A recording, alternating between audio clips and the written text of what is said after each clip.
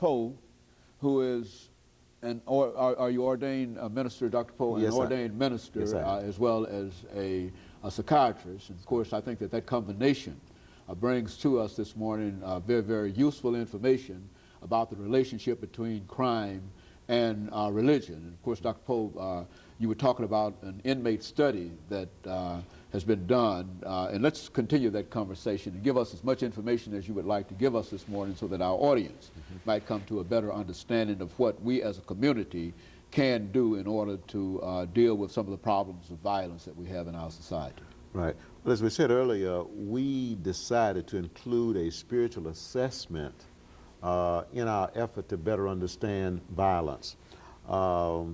And in addition, we did a sociological, psychological evaluation. We did psychological testing, and we also did a psychiatric evaluation. And the things that stand out the most about what we found is, as I said, we found that in many of the cases, 68% of the cases, there was an absent father from the home. And a small percentage of the cases, there was a hostile relationship between the father and the male child. And in some few cases, there was a hostile relationship between the male child, and the mom. But overall, we found that these families were essentially environments of hostility and rejection, okay? And what we think is, based on our research, that this gave rise to a feeling on the part of the young male: I'm no good, nobody cares about me, I'm worthless, I'm inferior, and since nobody cares about me, I don't care about myself. But in addition to that, it caused these young men to feel, or to make the decision that I'm going to do what I want to do. I'm going to get what I want, even if it involves mistreating and hurting other people. And as I said, 70% of these men believe that getting revenge was a way you deal with situations where somebody offends you or hurts you.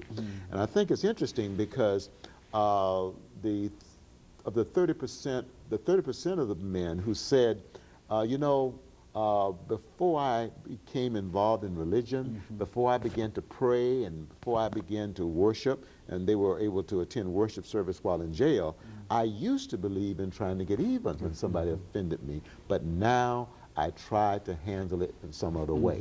So you can see that a faith in God, the effort to try to live a life pleasing to God, has a controlling effect on that urge to get even.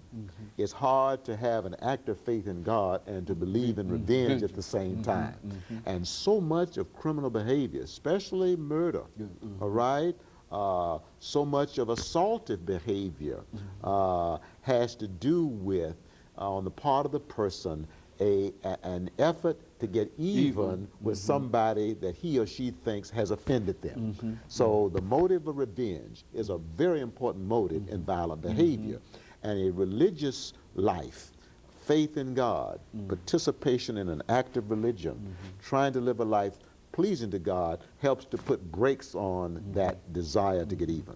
Now, with all of this information that we have available, and the earnest belief that things can be changed, that these young people or these people who are incarcerated can be changed if they have a different perspective, what are some of the things that can be done in society, in some more concrete things? I think that in a philosophical kind of way that you've mentioned several things that are important, but from not a philosophical method, but from a practical point of view, what can we do as a society to increase the self-esteem of these individuals, to break down this pattern of violence, and et cetera?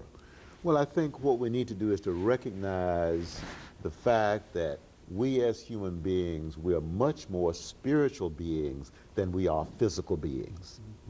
And we're much more spiritual beings than we are psychological beings. And so with that in mind, if we're going to try to help people make lasting changes in terms of the way they believe and in terms of the way they behave, we're going to have to begin to call upon our spiritual resources. We need to develop counseling strategies that are essentially spirituality based. We need to develop psychotherapy strategies that are spirituality based. We need to develop intervention programs that are spirituality based. Unfortunately, most of our intervention, our psychotherapy, our counseling is psychologically based. You see, but we're much more spiritual than we are psychological or physical. And not only that, I would imagine you would agree that if when you find a person of the cloth involved at a metropolitan jail, he's generally there to render sort of a limited kind of service. Perhaps to pray for an inmate, to bury somebody, and et cetera. But what you're talking about is opening up that chaplaincy of the various jails throughout this nation, and to bring into that particular environment some of the things that you're talking about. Is that what you're doing? I think we need in the correctional system, and by the way, I've been involved in prison ministry and am involved in the Turney Center in West Tennessee and only Tennessee, and we go down there twice a month. I think what we need in our correctional system is a spirituality-based counseling or a spirituality-based psychotherapy. Okay? Now, what that would do is to help lead these inmates who've been so severely damaged by dysfunctional family situations, self-centered family situations, who've been so severely damaged in terms of their self-esteem or in terms of their self-image. We could begin to help them while they're in jail, while they're in confinement, to begin to alter their belief system. Because we've discovered that the core of a criminal belief system, or the core of an antisocial belief system, is the belief that I have a right to have my own way. And see, a religious belief system opposes that. The religious belief system says God has, and only God has, the right to have his own way. Okay? All right. So then we need spirituality-based counseling, spirituality-based psychotherapy available to the inmates while they're in jail so they can begin to alter their self-centered belief system. Okay? Then we need the same kind of a counseling available once they get out as a follow-up. Because we've found that oftentimes the guys turn to God while they're in prison, but then when they get out, they meet a cold, fearful community, all right, and there's almost no follow-up, and oftentimes they go back into that criminal lifestyle. Dr. Poe, let me take this short commercial break, and we'll be back with our audience following this break to continue our conversation.